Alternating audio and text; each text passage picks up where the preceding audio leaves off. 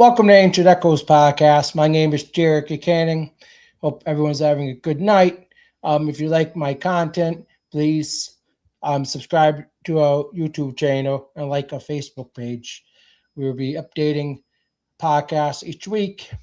Um, so definitely do that. Tonight, I'm going to share my faith deconstruction story because we're going to bring on some guests sometimes maybe once a month or so to break it up to share their faith deconstruction story. So let's get this started.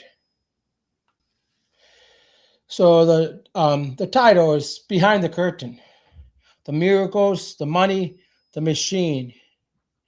So again, my name is Jared Canning. So let's get this started. When you finally see behind the curtain, you see the man behind the curtain. Something changes. Not like a sudden explosion, more like your brain won't let you pretend anymore. How much you try and pretend you're not seeing this and knowing this, you just can't pretend anymore when you're being honest to yourself, right? Once you see it, you can't unsee it. How true is that? I grew up in a Christian home, but I became a Christian on my own in 2008. I need to say that clearly because people love to rewrite your story once you start changing. If you ever deconstructed, you know how it goes. The second you stop repeating the script, people start editing your past like they were inside your mind. They say you were never really saved. They say you were just offended. They say you wanted to sin, that's why you left the faith. That's not even true for anyone. They say you got deceived. And let's go back to the sin part. You don't need to sin to leave the faith. People are sinning multiple times a day, and there's over 1,000 laws and commands in the New Testament alone. But even with the basic sins they call sin in the American church, people are sinning all the time and doing awful things, and then claiming to still, be a Christian. They say you got deceived. They say you fell away. They say you opened the door and Satan deceived you. And none of that is true.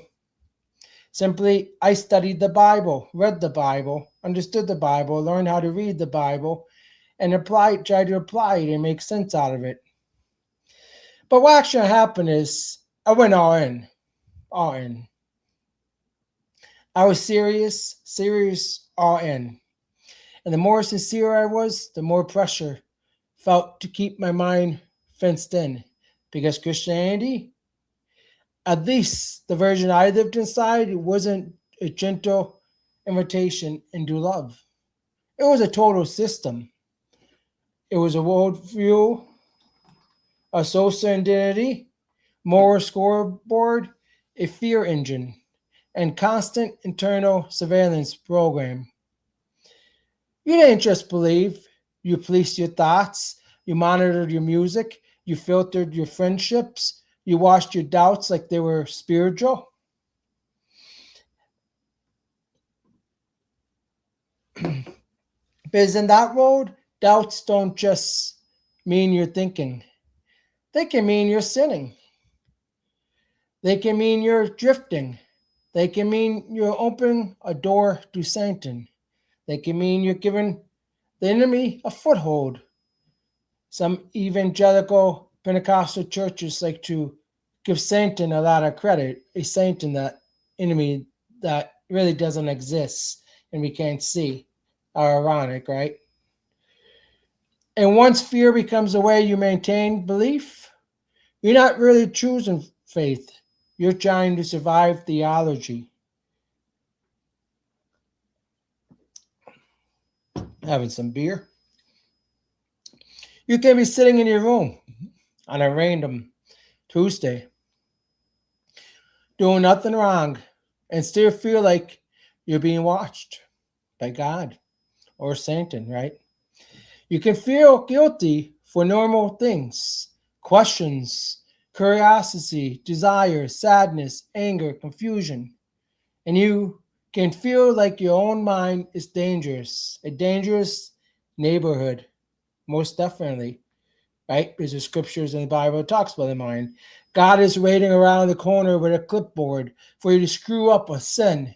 And he's putting it on his list and ready to judge you. He's ready to make bad things happen in your life if you ain't tidy enough, right? That's what they kind of teach. That's not peace. That's not freedom. That's not love. That's a fear-based religion wearing a Jesus mask. And I didn't see it at first because I thought that was a devotion look like.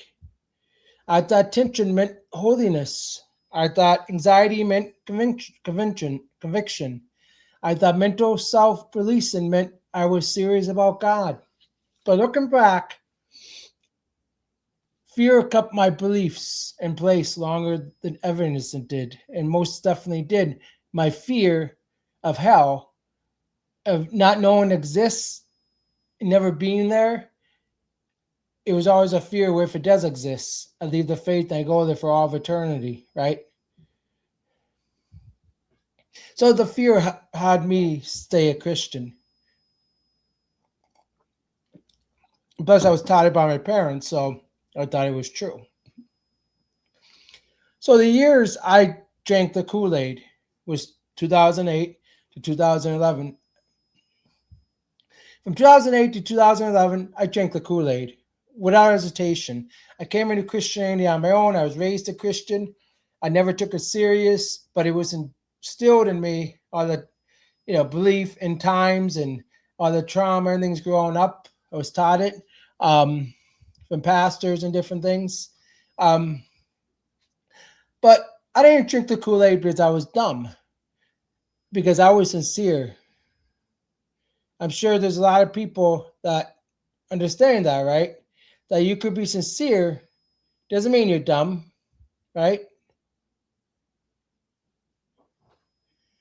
Most definitely doesn't mean you're dumb.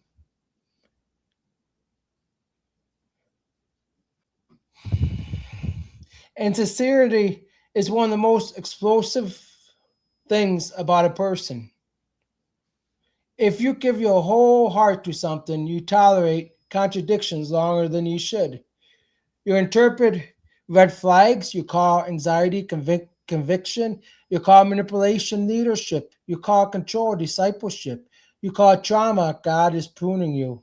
Indoctrination doesn't feel like indoctrination when you're inside it. It feels like safety, feels like hope, feels like you could trust and peace, feels like God is protecting you from deception. Hear what I learned. When an institution trains you to fear questions, it usually means the institution is afraid of answers. So, ministry school. I attended ministry school 2009 to 2010. I went through at a local church. From 2009 to 2010, I attended ministry school through the Global School of Ministry, connected to the Assemblies of God. At the time, I truly believed I was being trained to serve God. Looking back, I can say it plainly. It didn't train curiosity. It trained certainty. It didn't train church history, honestly. It didn't teach textual criticism the way serious scholarship handles. It didn't teach our theology through debate, empire, translation, and politics. It answered questions before we were allowed to ask them. And more confident you sounded, the more anointed you were treated. And if what you said couldn't survive daylight, that's one of the most dangerous parts of the evangelical culture. Confidence becomes proof. If you question, you must be drifting. If you want nutrients, you must be compromised. It's like the system runs on one hidden rule. Certainty is righteousness, but certainty isn't righteousness. Sometimes certainty is fear. Sometimes it's conditioning. Sometimes it's ego. Sometimes it's just repeating what you were taught louder. So the first crack, the cancer healing. In 2010, while I was attending ministry school, they had a revival service from a guy that came to the church several times, like maybe once a year or something. He was coming to that church for like 10, 15 years. He was from Africa, but he's a white dude. Um, so let me start with the story. The first real crack appeared in 2010. The church I attended regularly hosted a self proclaimed evangelist and faith healer. He came nearly every year for 10 to 15 years, trusted, celebrated, a revival staple. One night I watched a live stream from home. He claimed he healed a man, probably in his 60s and 70s, of cancer. The man ran around the church, jumped, celebrated.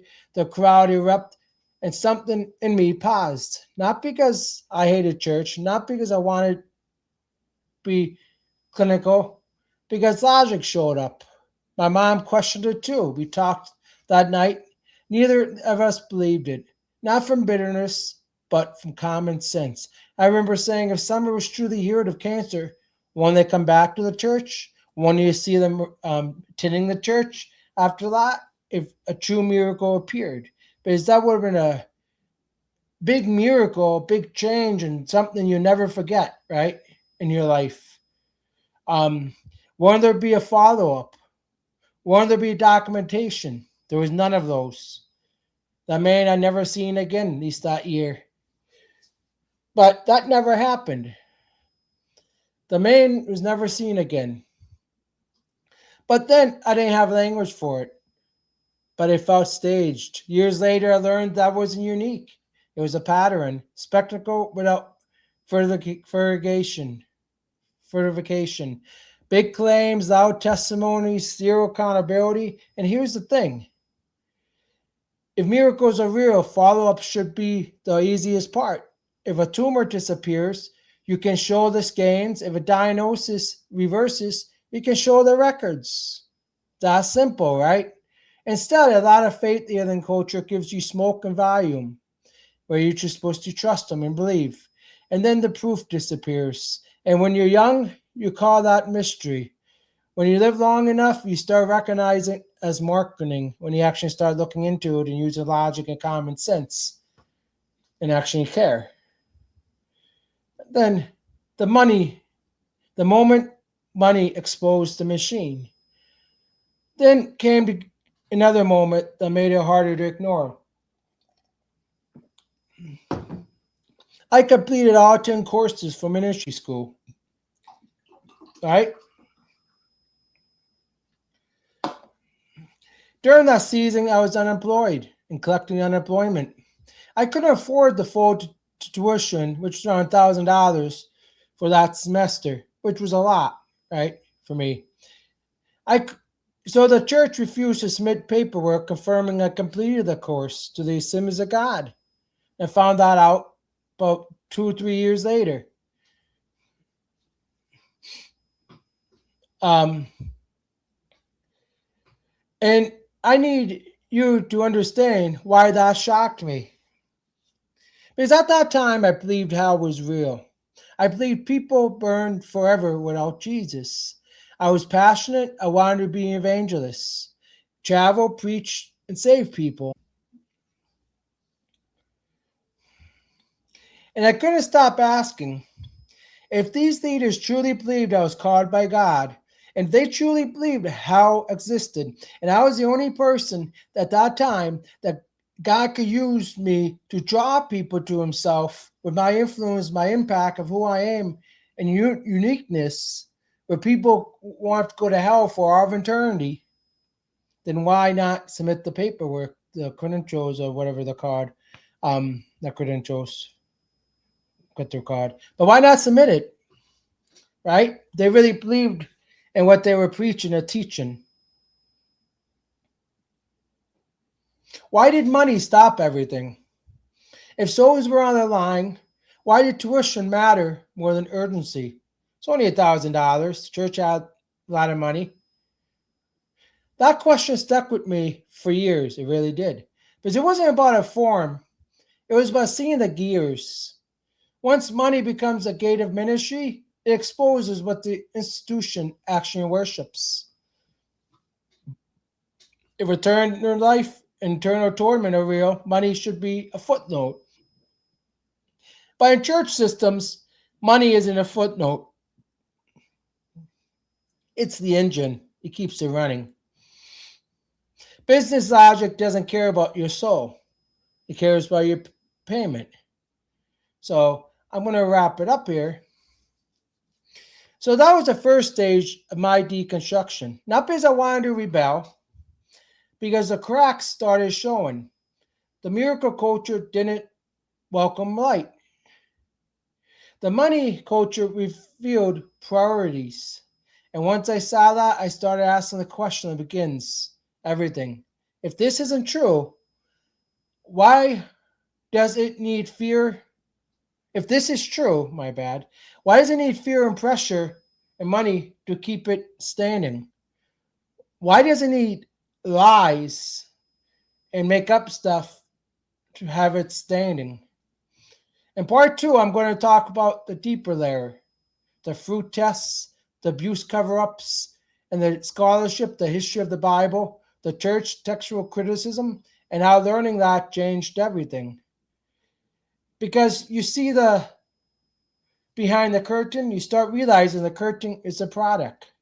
So my name is Jared Canning. This is part one of my faith deconstruction story. If you like my content, please subscribe to our YouTube channel. Please like our Facebook page. And thank you for joining us and have a great night.